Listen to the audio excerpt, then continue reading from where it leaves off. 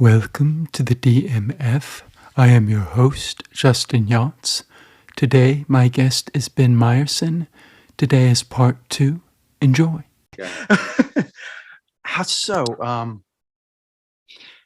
How did you transition into directing? Luck.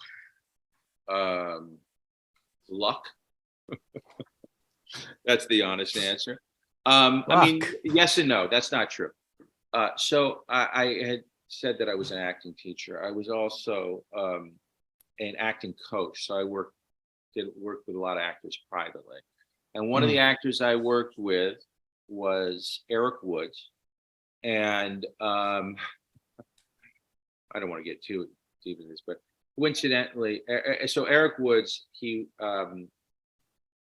I met him, and I found out later that his wife, Carla, was a student of mine many years ago.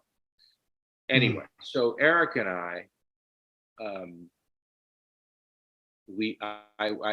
worked on movies with him. I coached him for auditions. And then we kind of went our separate ways for a while, probably about 6-7 years. And he called me up one time and he said, hey, do you want to direct a movie? And it was pretty much like that. Do you have any desire to direct a Lifetime movie? Because he had started a company called Cartel. And I know, right? And he was doing Lifetime movies at the time, and they were also doing Hallmark, and still are to this day. And now we're expanding exponentially. They're on fire. It's incredible. And he asked me if I wanted to direct. I said, yeah.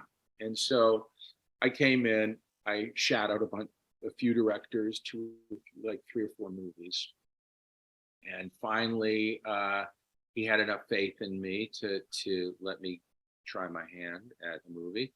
And I did a movie called The Wrong Daughter with oh God, she's in a Euphoria, huge star now. Sydney Sweeney. Oh, wow. Yeah. So this was before Euphoria, and we had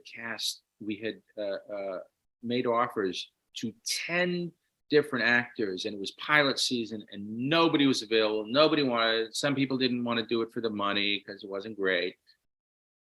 Finally, and I had already looked at Sydney Sweeney's audition tape, and I nixed her because I didn't think, and this is terrible, I didn't think she would be, this was my first movie ever directing Lifetime. Yeah. I didn't think she would be attractive enough for Lifetime because they're looking for the most beautiful people in the world. And I thought, well, she's a little less, traditionally attractive. And so I kind of skipped over her. This is a good lesson. I skipped over her audition, because I heard a few lines and it was okay. But then my producer told me, well, go back and look. Good for him. And I watched her audition. It was fucking incredible, and I had dismissed her just based on her physical looks because of what I thought, Lifetime was looking for. Yeah. Blah, blah, blah, blah. It was my first film. I didn't want to make any mistakes. But in retrospect, I'm like, Jesus Christ, I just miss. I mean, and she's majorly talented, and she was great at it. She killed it. And that started my career, and to some extent, I have her to thank because, the production company and distribution who was paying for the movie at the time, they absolutely loved the movie, loved her. And I ended up doing 14 more movies for them. That was 6 years ago. That was 2017. Yeah. It came out in 2018.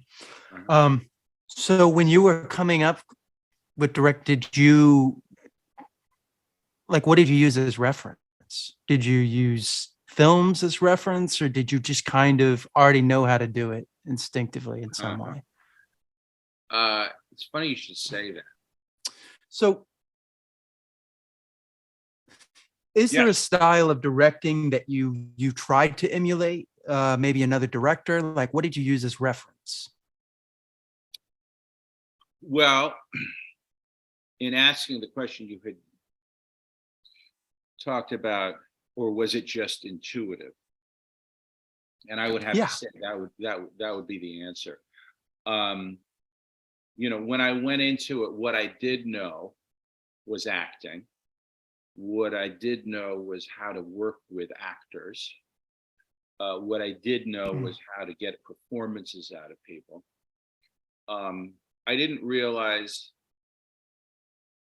I had the ability to get performances out of people so quickly, because when you're doing the kind of movies I started with, which you're shooting in 12 days, and you're doing Yeah. 10 to 12 pages a day, you don't necessarily have the luxury of working with an actor. You just need to go boom, No. boom, boom. You need to No. be able to play them like an instrument. And I turned out I did have that ability. What I didn't know I had was, and what I did have to learn was the technicalities of it, and the verbiage, the lingo. Um, but in terms of camera, in terms of composition, in terms of camera movement, all of that was very, very intuitive. I just had to trust my instincts entirely. You know, Interesting. I needed to go, well, what is the feeling I'm trying to evoke in this? What is the tone? Uh, the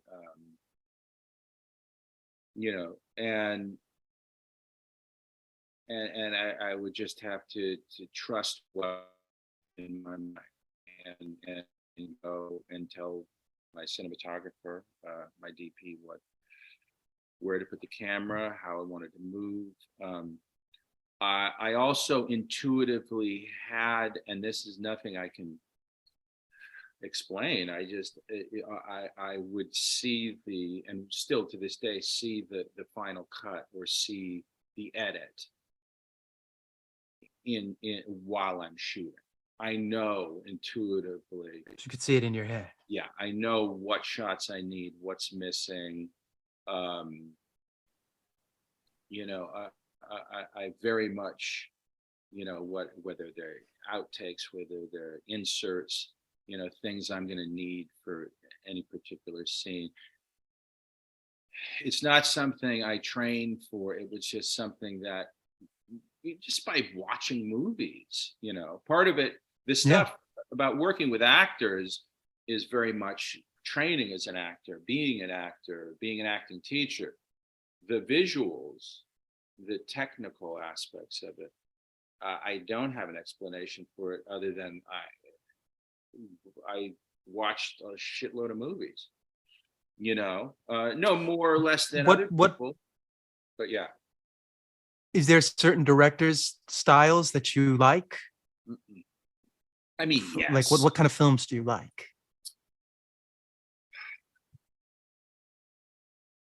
See, this is, yeah.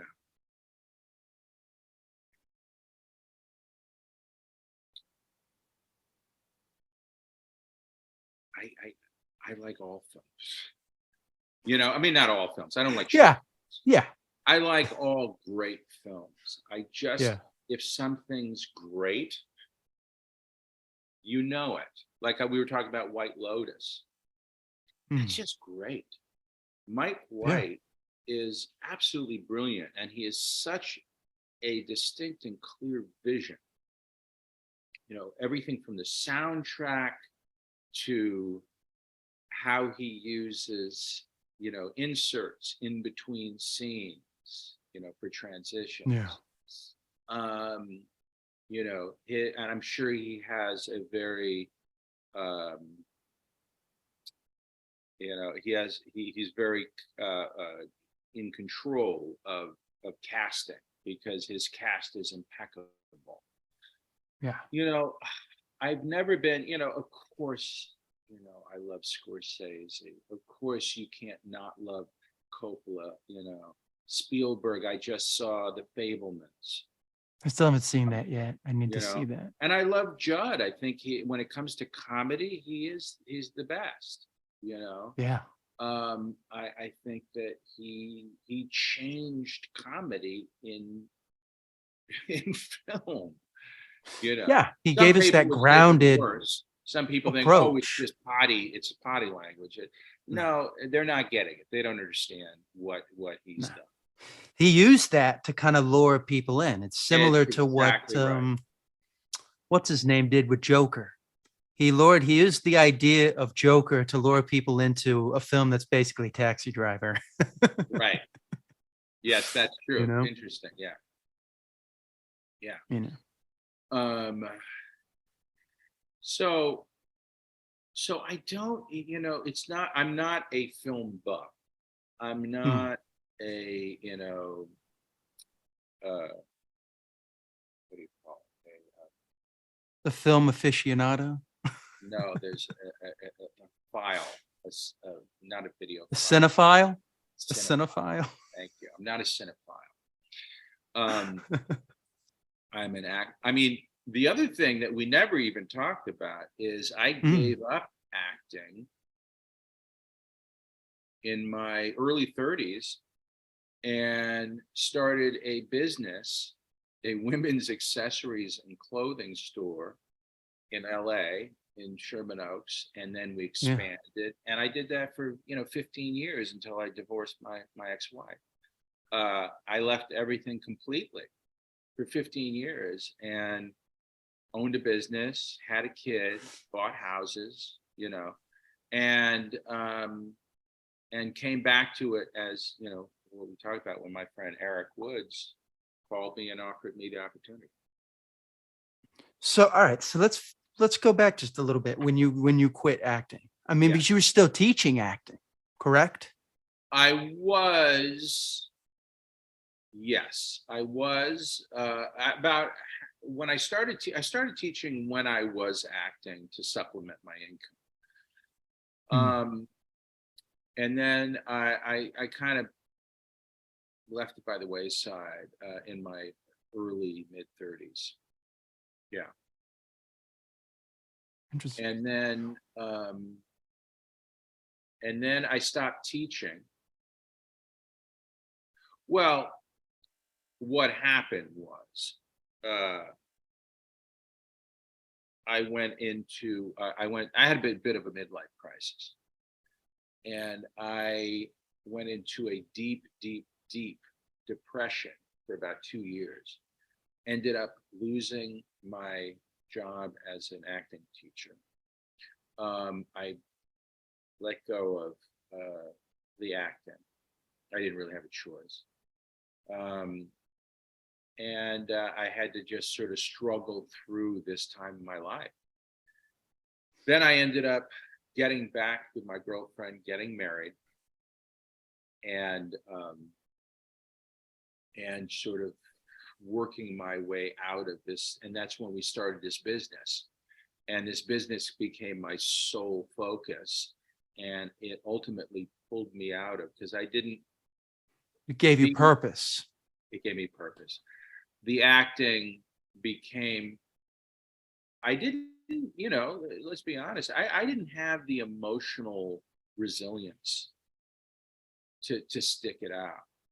Yeah. I There's a had lot all of the I had all the talent in the world.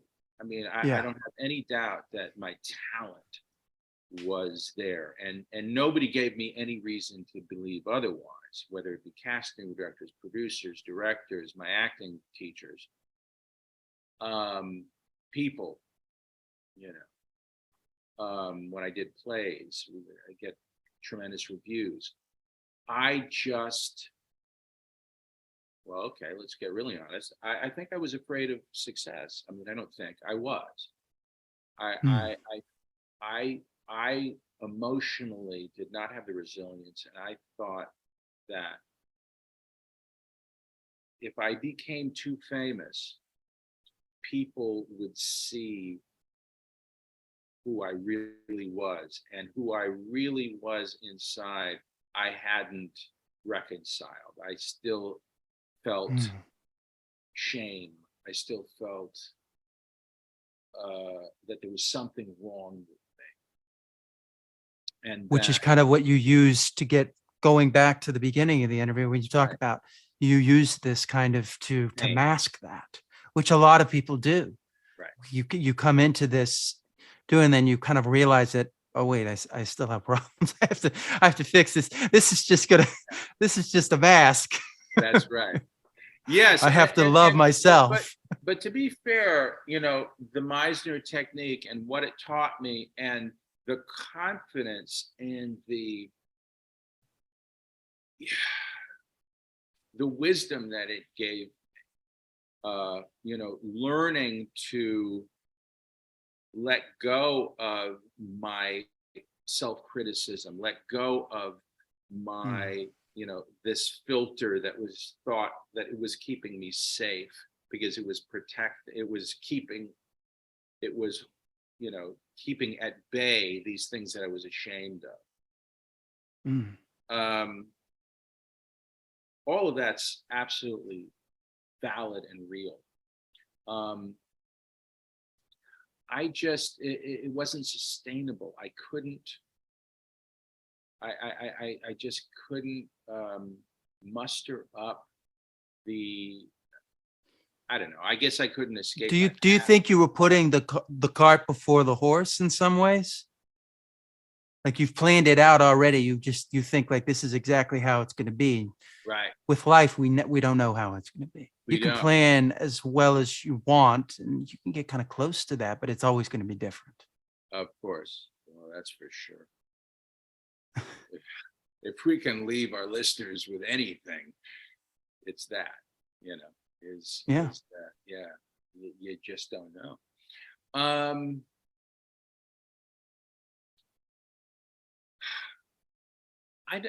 It certainly didn't feel like at the time. It felt like I had overcome all of my demons.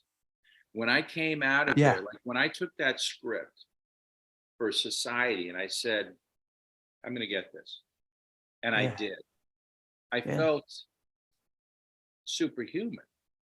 But maybe that was the problem. Maybe feeling superhuman Invincibility was the problem. Maybe it was unrealistic. Maybe it was ephemeral. You know, maybe the truth of it is I hadn't overcome whatever it is. I don't know. Yeah, well, I mean, we don't. There's no way to actually know what came, and we're just kind of looking back on it Absolutely. as we can. Hindsight is always 20/20. Right. You know, so we can look back at it. We have no idea, and even then, it's still coming from us. You know, that's the thing. I know. You know, it's still our eyes. You know, so we don't know. There might be something that, you know, we completely overlook. Now we're getting into more metaphysical ideas.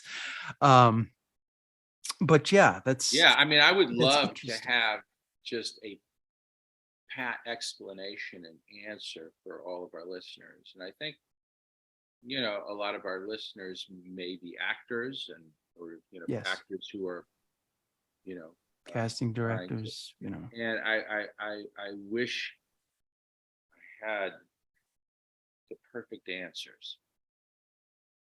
All right, good. Well, that was good. I mean, we shared a lot of light on it. Let's talk a little bit now about, I couldn't see the full Killer Reputation, but I watched like the trailer and I could kind of see what you're doing. And you got that straight shot of them in front of the you know, in front of the cameras, the reporter who's in front of the screens. Right. And I like that shot. Okay. Was that something you kind of brought to it, or was that something that they wanted? Oh, no. I mean, everything in the movies is what I brought to it. Yeah. Not to be, that's what I thought. You know, conceited or if it's terrible, that, you know, it's you know, there's no they. There's well, that's not true. That sounds terrible. There's always a day when you're making movies. there's your DP, there's the entire crew, there's the entire cast. Yeah. Making a movie is they. But in terms of, specific choices like that, there's most of the choices I end up making. That particular scene we shot at a studio in Sherman Oaks. It was basically a house that was converted into a studio, and Yeah. one of the floors, there was 3 or 4 floors, was like a news station. Yeah. Where they had, and so beforehand we put together the graphics, put that on the screens behind the actress, and that's basically how it went down. Yeah. Because when I saw that shot, I was like, that's kind of not standard for that kind of film. I mean, the way you're putting that shot in there, I'm just like, okay, that's interesting. That's a different look. Well, we were fortunate. I think that what you were seeing was a bit of a higher production value. And it was really circumstantial. It was just happened to be lucky that we booked this particular studio. Yeah. They had the technical capability of doing these screens and graphics behind this. But that particular movie, I chose to emulate a film noir genre. Yeah. Because the script lent itself to that. So I did make a conscious choice, I remember, to do more of a film noir sensibility with this. But you're also limited by, look, this is a Lifetime. The Lifetime movies are, there's a formula, and they have focus groups. They're sitting there watching it and being like, yes, they do no, the yes, same no, way yes, every no. single time. And if you veer too far off of that, you might not get to do another one. Well, that's what I kind of noticed with your films. You're kind of like putting in, kind of sneaking in these little things in the Lifetime movies. But the way that was shot, it looks very futuristic. It looks like something out of sync with that style of movies. I know the Lifetime style is very similar to Hallmark. They don't want a lot of, they don't want you just like hold on a shot for like 2 minutes and be like, what is that saying? And I would never get away with that. But yes, but you always want to push the envelope. And part of it, like that first movie that I did, the Wrong Daughter with Sydney Sweeney, I rewrote the entire script because it was so fucking terrible. Can you curse on this show? I don't know. I'm gonna put a disclaimer on there. I mean, I try not to, but when I interview people, I like them to be able to. I want you to be you. I don't want to. I don't want to censor you. If I tell you not to curse, then you're gonna be holding back, and I want you to feel however you want to do. Okay, I'm not going to curse per se, but Oh, I don't care. I'm not a big cursor anyway. So no, but we're talking about deep things, so that's going to bring out language at certain points. I mean, it's just par for the course. Somebody doesn't like it, be like, listen, I can, beep it out for you. Just beep it out. So, where were we? You were talking about The Wrong Daughter. You were talking about rewriting the script for The Wrong Daughter. Right. Yeah. So I rewrote it because it was so mind-bogglingly terrible. Like it was written by infants. It was just horrible. And I knew what's that noise? Yeah. Oh, it's that thing over there. No, way worse. You could not even imagine. And I was like, if I make this movie, I will never work again. Yeah. So I just, I Sat just down. dove in and changed everything, not knowing. Oh, by the way, this was a locked script. Oh, So wow. if it was like that, it was locked, it was ready to go. And Yeah. I looked at it from my virgin eyes and I was like, Yeah. this No. is the worst thing I've ever read in my life. I don't know how, so I ended up and fortunately the head of How long distribution. did it take you to do a rewrite on it? I'm just curious. Oh, I don't know. I mean, I know that the last night where they were saying, okay, I was up 24 hours just writing. Pulled the I James did, Cameron. yeah, I did what I had to do. I was just like, this is my ass on the line. Either Yeah. this movie is going to work or it's not. And Yeah. so I Because ended up, they're not going to go, well, the script wasn't good. Now they're going to be, you no, ruined it. that's exactly right. No, we had a great Yeah. script. You just fucked it up.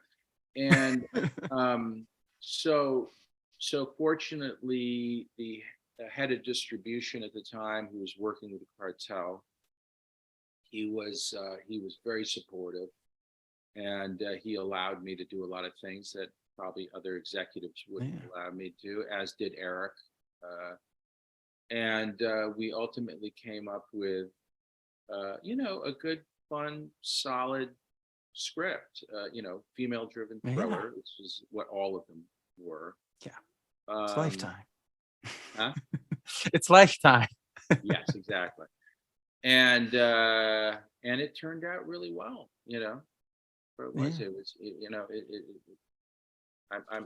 I'm pleased. Well, look, how could I not be? I did 14 more Yeah. movies. So, But that's something so you would kind of try and sneak things in a little bit here and there to try and oh, hell yeah. feel like there's the Hell shot yeah. in was it also, I want to apologize. I put the Deadly Daughter Switch. It's supposed to be Deadly Daughter Switch. Oh, I don't I care. apologize putting that article. You should apologize. That's unacceptable. How dare you? I'll go in the corner now. Yeah, you have that shot in the kitchen, and I was like, that's another one. I was like, okay, Wait, the that's Deadly Daughter interesting. Switch. Yeah. You have to understand, I've done a lot of these movies. Okay, no, I know. Oh, okay. Which one in the kitchen? It's like toward the I don't know, I think it's like 20 minutes into the film. There's the shot where they're like kind of in the thing. But anyways, that doesn't matter so much. The fact Oh, that you we're gonna edit that out. That moment right there. Okay, it's clearly okay. Anyway, so go ahead. but yeah, but that's something I kind of saw is that you were really kind of sneaking things into I there. do. Like my missing sister. I noticed the color palette was a little darker from a lot of there was kind of a Hold on. different. Sorry. Hold on. Oh, my missing sister. Yeah, that was okay.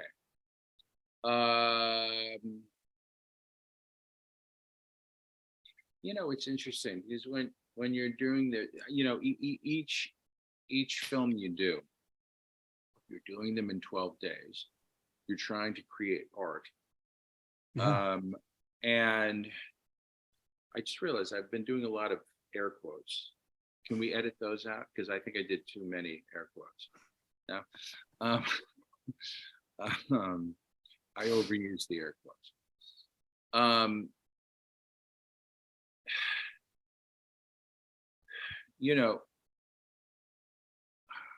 It really comes down to I'm trying to make a decent movie. Is that something though you would have to fight for? Would you kind of have would you get pushback on something like changing the Not if color it's tone good. or I mean, if it's good? yes, but Would they sit you in the room and be like, all right, now this is how we do it at Lifetime, where I've never this is had what we that. want you to No, I've never had that meeting, but it's Yeah. because every time you do it, every time you push the envelope, Yeah. You're taking a risk, and the risk is this going to be better than what they are used to or what they envision? Is this Yeah. going to be something that grips, entertains, um, you know, that embraces them? Or is it going to be something that's, see, if it's better than what they envision, and I guess I learned that as an actor. I remember I Yeah. was talking about when I auditioned for Society, Society. and I was going, okay, is this going to be better than what they envision? Or is it just going to be different or worse? And in my mind, I had to know, for me, this is far more interesting a choice, than what they're probably what's on the page. I'm going to just go with that. I'm going to trust my instincts. So as long as it's good, is basically it. They're not going to call you in there and That has been the experience for me. I can't say that's been the experience for every director. I'm sure there's plenty of directors who've gone in there and gone in a whole nother direction and had them go, this is crazy. I don't, we can't even fucking air look at a bunch of this. Marvel. Look at some of the Marvel movies, like the was it Doctor Strange? That's not the original film. Right. That's the film after rewrites. Right. Exactly. So or reshooting, reshots. Right. So you don't know. Yeah, you don't know. I mean, I guess the lesson is just trust your instincts, because that's all you have. Otherwise, you're just following a formula. But it's great that they gave you a nice sandbox to play in. I kind of feel like that's kind of what you got from them. Really got to. They were like, you had your instincts. You knew what was too far and what you could get away with. I've never. Yeah. I have never been told by producers or distribution companies that, that you totally missed the mark. I've never gotten there. And, and there's been times like this last movie, Opposites Attract, I felt like I didn't know what the hell I was doing the entire time. It was really, because I had never done a romance comedy like that. I'd never done a rom-com before, ever. And now, of course, I came from a family who wrote comedy. My father was a comedy writer. Yeah. So I guess there's an advantage there. But it was all intuitive. It was all instinct. It was all trusting myself and just going, but well, that style. It's that, Hallmark style, Yes, of course. In some ways. Of course, but I didn't even really, it's not like I researched it. It's not like I really knew what it is. I know it's all light and fluffy, but all I knew is what I knew. And I had to just trust that, Now, Requiem for a Scream, which you did for Tubi, one of the first things I noticed in it is you got the drone shot overhead when they're driving in the car. Was kind of Requiem for a Scream, was that kind of a place where you're kind of like, okay, I'm going to stretch myself a little bit more here artistically because I have more of a canvas, or was that not even in consideration? No, that's what we call stock footage. It was a stock footage. Okay. All right, there we go. It was stock. My research is wrong, ladies and gentlemen. It was. You would not know that. How would you know that? It was stock footage, but the only thing artistically I would say I did with that is in the opening. So all of that in the opening. All of the inserts and all of that B-roll that we did, that was all B-roll for the credit sequence. And I had a really gifted DP, and Hmm. all of that is what, I kept, I kept on sending him out to go, whether it was night, day, go, just bring back whatever you can. And they came back with some incredible stuff, and it was all really of that cabin that we were at. And I knew that, and the music that I chose was very, very dramatic, intense, and that I knew that we needed to go from this intense, sort of scary, ominous opening to reality, to real life. And and so we went to a pop song with, and I remember in the editing room, I said, we have to hold on. Well, this is funny. We had to hold on that stock footage of them going down the road for a long time, because I wanted to be on that as long as possible, because once we got into the scene was way too long and they wouldn't let me cut it. So I was like, we have to chop as much of that scene up as possible. So let's just stay on this stock footage for as long as possible, and then we'll go into the dialogue. But it was not like a particularly interesting scene. It's a lot of exposition. So Yeah.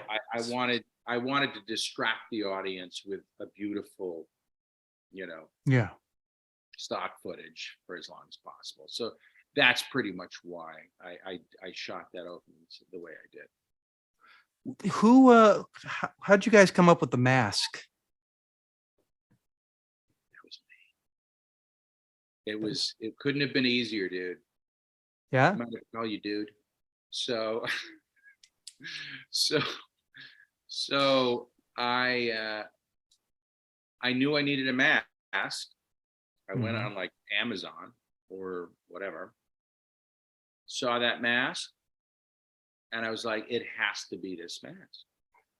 It has to be this mask. And the reason being is there's something so disturbing about it, because there are, and I've always felt this, like when I've seen this movie, that there's virtually no features. It's just these big eyes and just white. And where I remember seeing that or something similar to was, hold on now,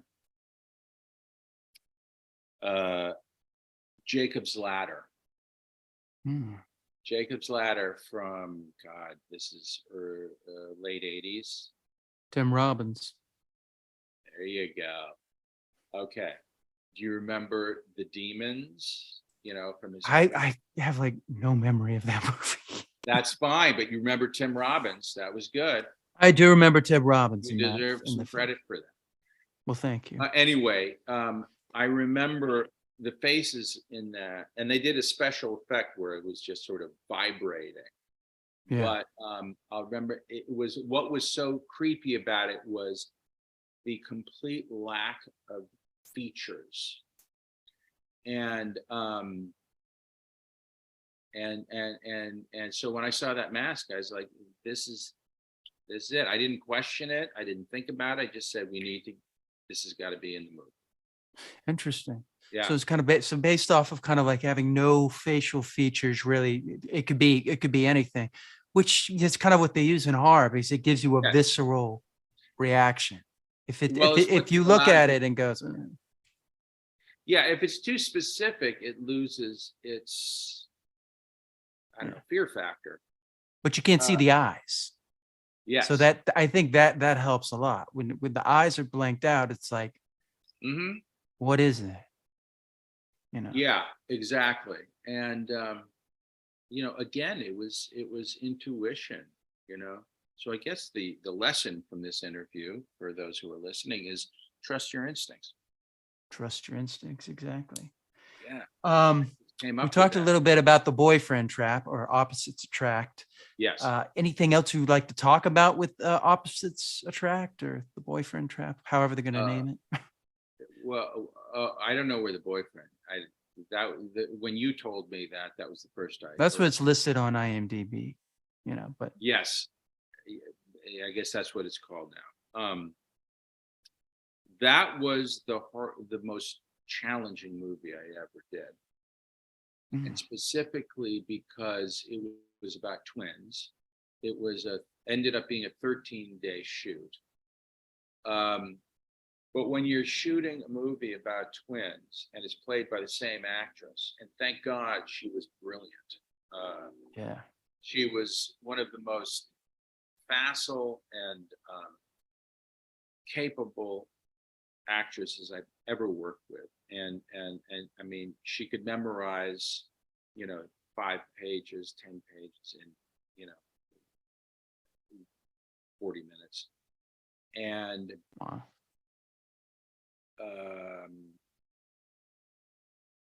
So it adds probably 30 to 40% more filming time. And you're doing, so for that, when I did Requiem for a Scream,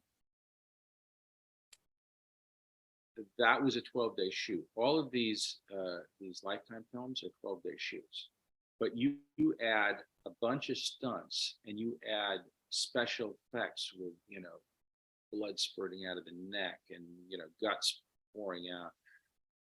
You're adding a tremendous amount of time onto your film schedule, yet it still was the same 12 days as I had on doing Lifetime, which has none of that stuff. Stunts are, whittled down to a bare minimum, and so that was extraordinarily challenging. But then you do a movie with twins and it's played by the same actress, so you have to do countless wardrobe changes. You got to, you have to do split screens.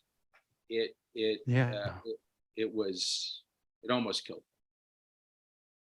But well, yeah, you're dealing with the same. But everybody loved it, and it turned out fantastic. So God, let's hope I do another one. Yeah, no, I think you will. Wrapping up here a little bit, is there a certain genre you would like to direct that you may have not gotten a chance to direct? Or does that not matter to you? It doesn't really matter, interestingly. It's not like I have a burning desire to do. When I was doing these female-driven thrillers, I did, 10, 11, 12 of them for Lifetime. And then I did Requiem for a Scream, which was the first horror film I'd ever done in my life. And that turned out fine. I mean, people loved it. And it's, what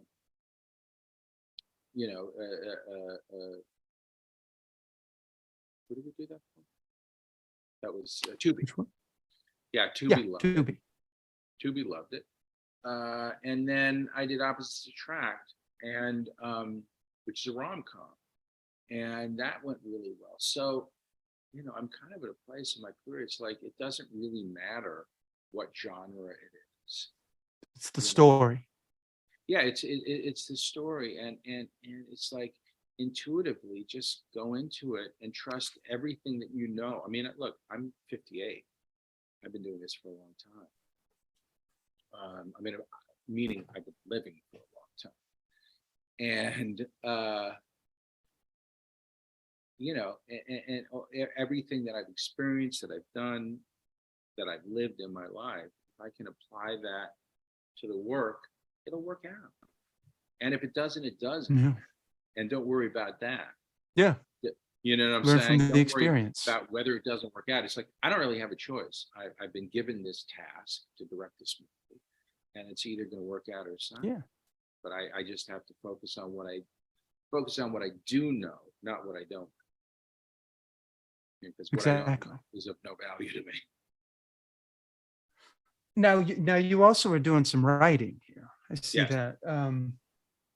Would you like to talk about that at all? Or is that something you want to keep close to the chest? All right. Um, Uh, Um, yeah, no. Writing was what my dad did. And yeah. my dad, and interestingly, when I always thought my dad was a bit of a coward because he was a writer. I thought that he hid behind his typewriter, and that me becoming an actor, part of my motivation was I was going to be the hero. I was going to be the courageous one who went out and put Yeah. it all out there, and took all of the risks, and there was nothing I was going to hide behind, but I was going to just and I mean, in retrospect, that was a little juvenile. I mean, I don't think he was a coward. I think he just loved writing, and that's what he was Yeah. good at. But at the time, that's what you perceived. At the is that he time, was- absolutely. As a child and as a teenager, Yeah. I thought, you pussy. Like, why is You he know? not in front of the camera? Exactly, right. Yeah, because What are you he was doing? very much an animated, extroverted person, and he was on a radio show back in the day in New York, and he could have pursued that, but he chose writing because it was safe. Yeah. That was my That was your perception, my- but now that you was my realize that narrative. he Right. just really enjoyed writing. So you've kind of fallen into that now. You like, I think you like writing Well, as well, or no? I did write. I wrote one of the movies that I directed for Lifetime, which was The Wrong Husband. And I have found that I have the ability to write.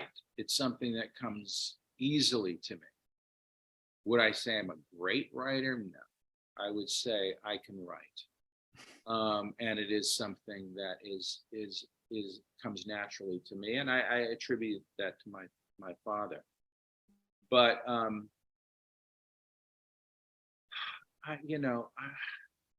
don't know if it's something I would pursue. If I had something that I felt like I just had to write, I would definitely write it and see what happens, like the rest of us. But I wouldn't say it's a passion of mine. I would say that it is, it's an ability, it's a skill that I have, and nothing, and it's something that was handed down to me by my father. I don't, I haven't trained to be a writer. I haven't, I don't have a college education. Do you still have like kind of the same feeling when, as you said, when you direct, you can see the whole scene? Is that kind of how you write as well? You can see it when you're writing? No, it's a little different.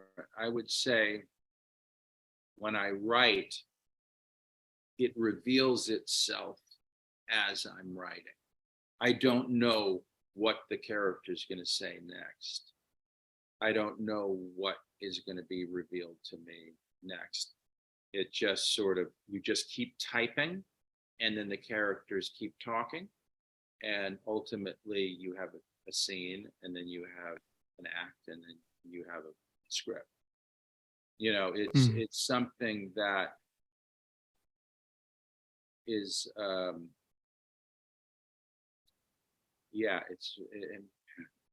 we go back to, it's very intuitive. It's just that's so you're not really like following. So you're not really following like the 3-act structure or something like that with like Sid Well, Mead or I anything. would You're just say kind of that, going with.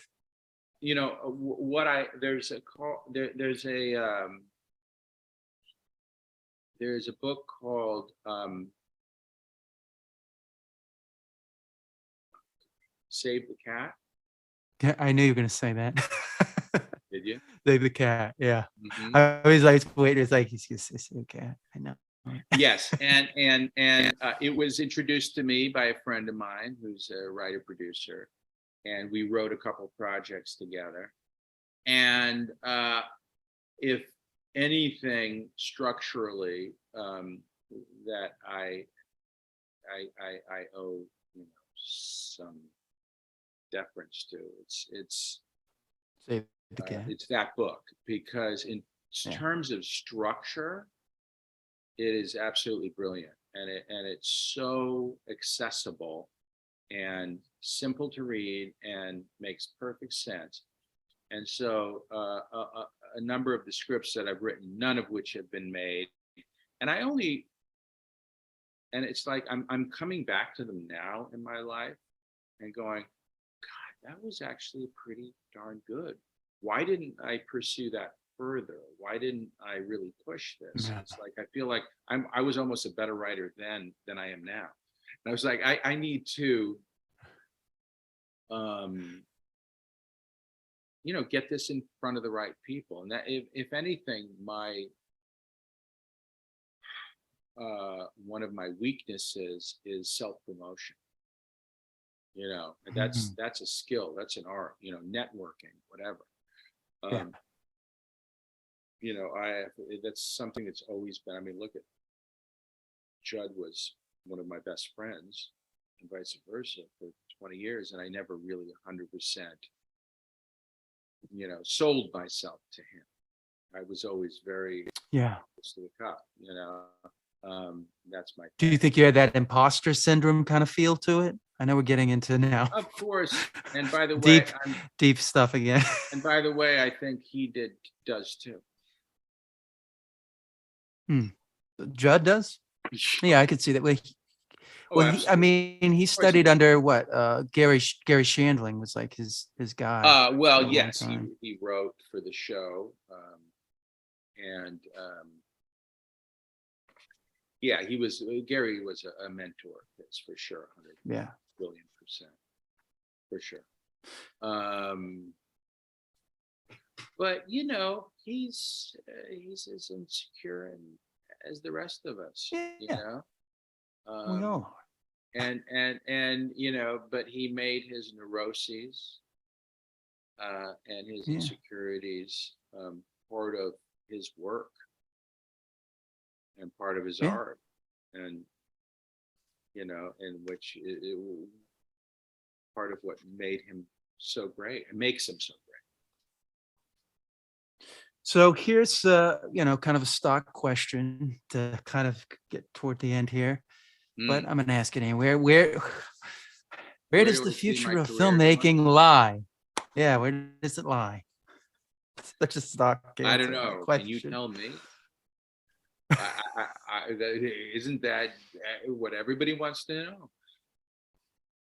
I guess so. Yeah. I don't know. I am just hoping to be working consistently next year. The holidays are coming up. I think there's lots going to happen. But I hope to be working on bigger and better projects, and that is what I'm going to be putting my focus on.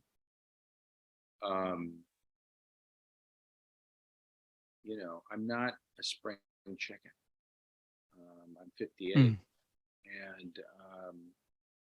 I've lived a lot of life, but here I am, having started my career as a director at 50 years old, 51.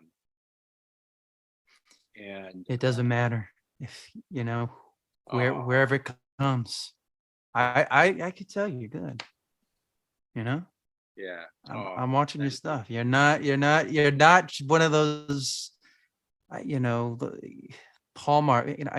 I could just tell you're doing way too much stuff with the camera and there's too much preparation put into it. It's just run of the mill. I'm very I passionate. think you're just going to keep going. Yeah, that's what I can see. Yeah. No, I'm very, I take it very, very seriously, partially because I have. And you enjoy doing it. And I can see God, yeah. you really like it. And that's the most important thing. Yes. So wrapping up there, let's get to, wrap it up. do you have a beginning of the day routine? Do you have a Oh, beginning of the you're routine, not day wrapping routine? it up. We're just continuing the interview here. That's not a wrap it up question. Jesus. Okay. These are kind of wrapping up. Yes, I wake up. That's my Okay. routine. And then, Okay. then I start my. I don't. I don't have a. I. I don't have I do meditate though. I'm going to jump ahead to your list there. Good. Yes, I do meditate. Do you meditate? I do. I That's a meditate an very hour and 10 interesting minutes every question. It's like day. only a meditator would ask that question. What kind of Yes, question? of What kind course. of meditation do you do? I follow Joe Dispenza's I work. don't know. He wrote a book called Becoming Supernatural, Oh, and it talks a lot about his meditations. And I got some of them on tape, and it just tests me to go deeper. okay. I find the more I do, because if I was just doing it myself, I don't know if I would have gone. I don't know if I would have been, doing it for that long of a time. Sitting there and having to be guided through it. Right. Now I look forward to it. And Oh, that's good. it takes like an hour and 10 minutes, but it goes through everything and it forces me to look at things that I don't want to look at. Oh, Like, wow. what emotion do you want to kind of remove or would you like to change? Right. Feel that emotion, sit there with it, and Right. get familiar with it. So you have to confront yourself, Wow. and Right. that's hard. I mean, Yeah, the no, meditation is the only thing I found that could really do, other than hypnosis. Hypnosis can kind of do the same thing, but sure. yeah. So how do No, you meditate? I do TM, transcendental meditation. Oh, I wow. learned it. That's what I David learned, Lynch did. yeah, I learned it when I was 23. I don't do it as consistently, but Mm, as of recent, I have taken it up more consistently. You're supposed to do it twice a day for about 22 yeah. minutes. Yeah. So you got your little mantra that they gave you and They everything. gave me a mantra, and I can't tell you because then No, I know you can't. It's lose like all its it's like power. Inception. That's I right. can't touch your little piece there. That's right. Can't touch the Yeah. thing. Um, That's great though. That's a great no, form. I mean, that's what. it is very, very. It's a great tool, Yeah. I as mean, you know. David Lynch credits that with really helping him find where it is. To Right. find, because he felt he was like scatterbrained, and that really helped him in some ways. Oh, I'm I don't know. definitely. That's what he thinks. No, Um, I could see that. I could see how that would definitely yeah. help. Do you have a nighttime routine? Sleep. Yes, I sleep. Are you gonna say that? No, I do. What are you reading? I do have hold on. Okay. I take melatonin, and Hmm. then I take calcium, magnesium, which also helps relax you. I definitely have some anxiety in my life, as Yeah. many of us do. So, and We all do. melatonin, and then a couple of sleeping pills, and I'm good to go. That's my night. Cool. Do you find it hard to get to sleep? Not when I do all that. Okay. I'm good to go. Yeah, if I do that routine, I'm good to go. No, I mean, it depends. If I'm suffering from some anxiety, it's more challenging, but I figure it out. What am I reading? Is that what you're asking? Yeah. What are you reading? I am reading a book called The Source. Hmm. Hold on. I'm going to tell you who it's by.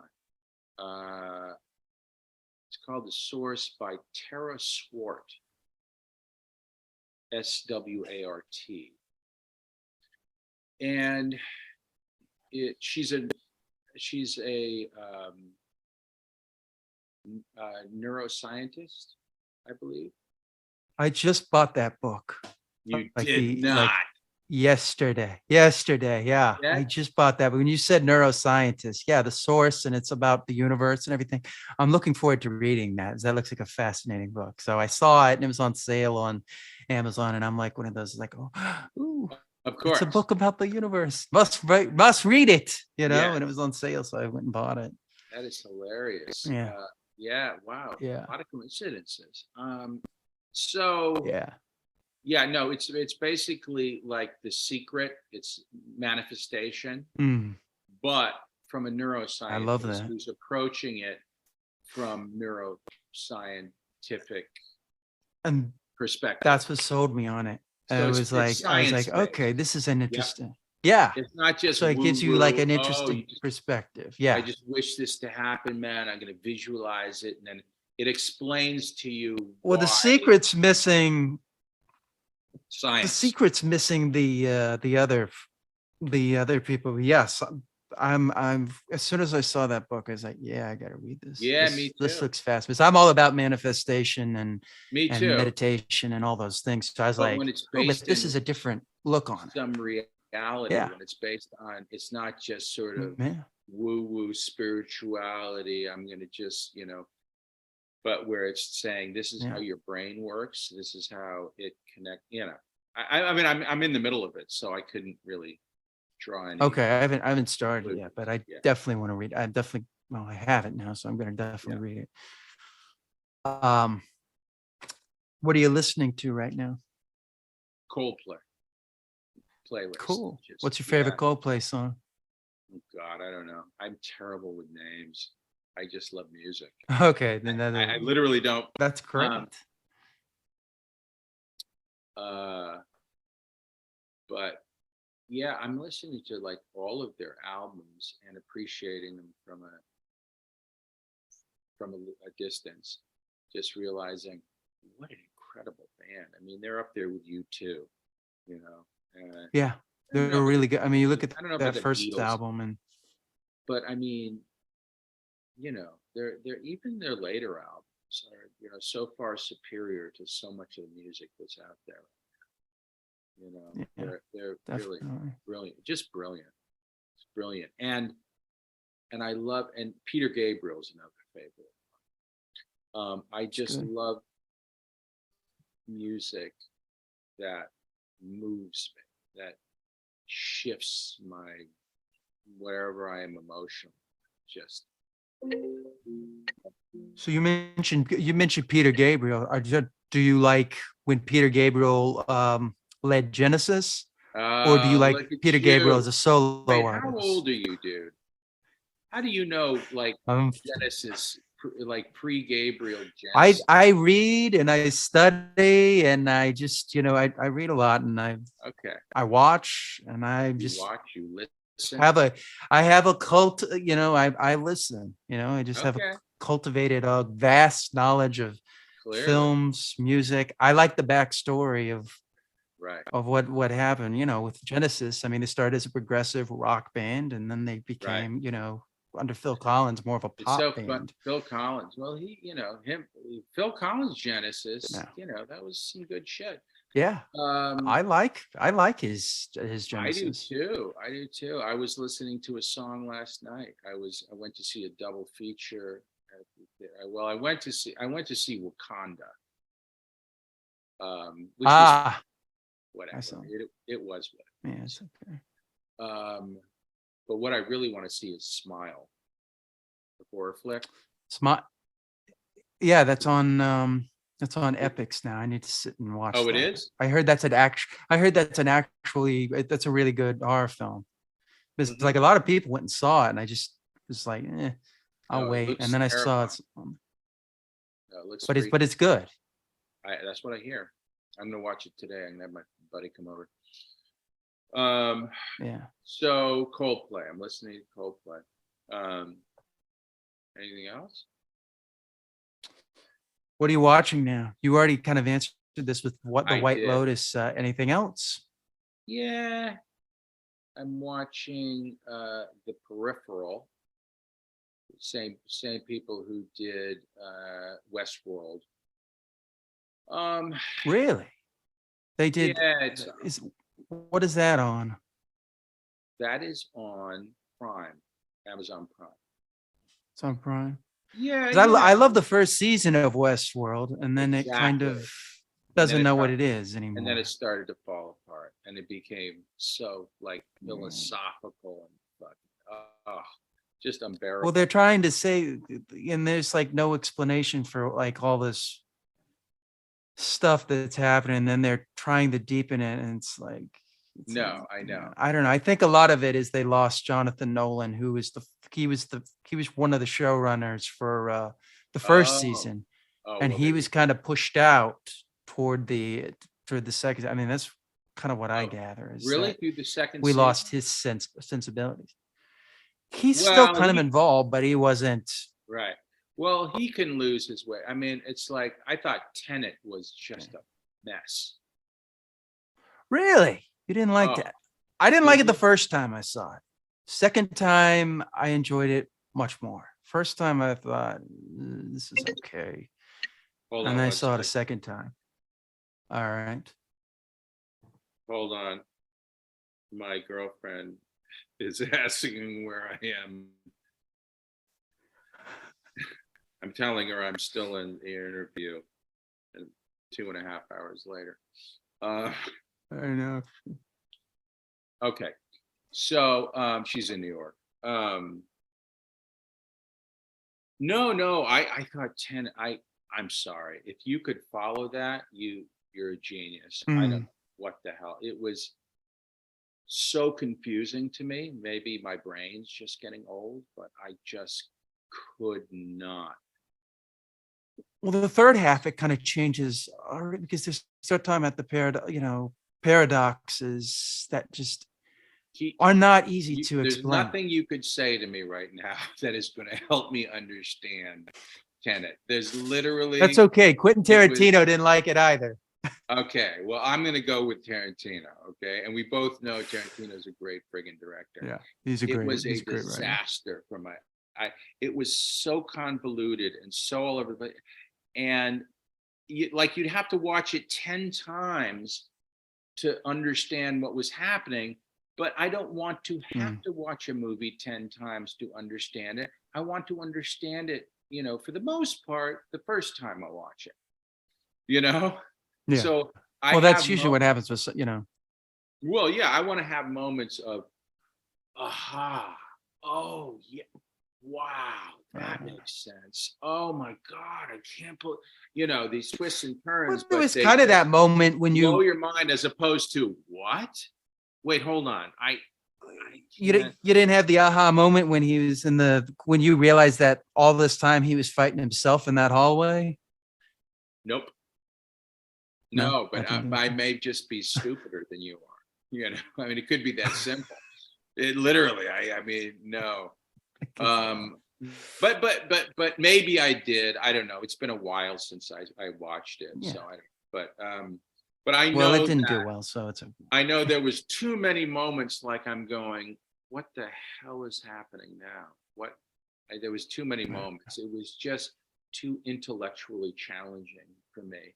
And I love a challenge, but I couldn't fly. I mean, that's what some of Nicholas Winding Refn's films came in. I mean, he did Drive, and then you watch, Only God Forgives, and it's only going to appeal to somebody that's going to really want to sit and go with that story, because it's kind of like a Coen Brothers film where it's like, they're not going to show you the door. You're going to have to like you look at a Serious Man where he spends 20 minutes to explain it.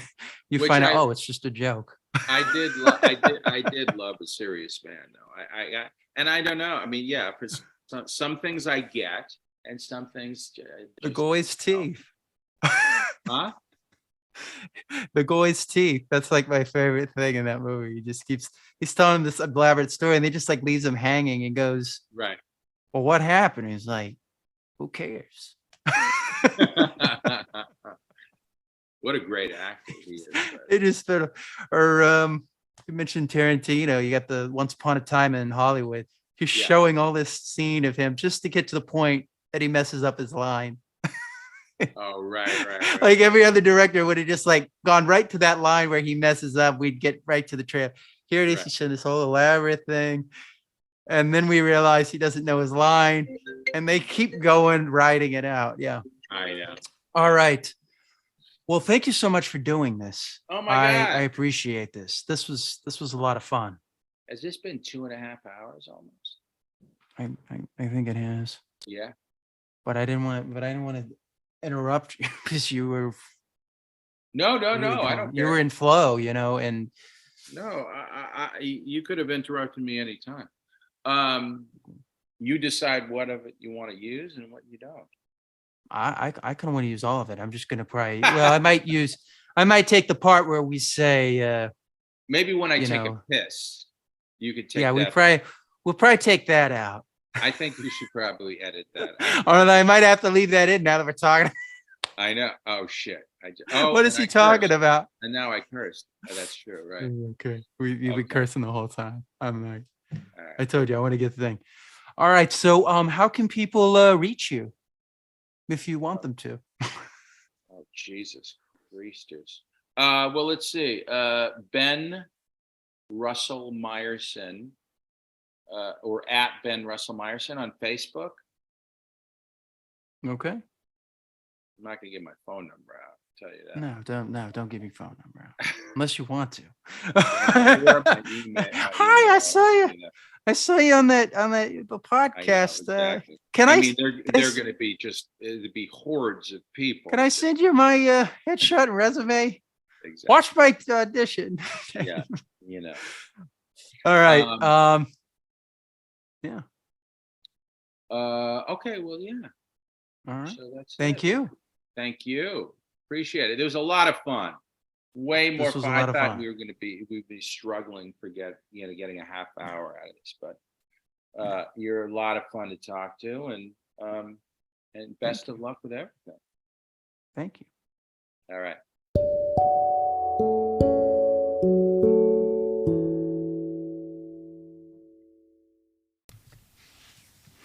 Okay, that about does it for this episode. I would like to thank my guest, Ben Meyerson. I hope you enjoyed it. As always, you can find me at Justin Yachts. If you liked this episode, please give it a like or a subscribe, and consider giving it a review. And I will see you next time on the DMF.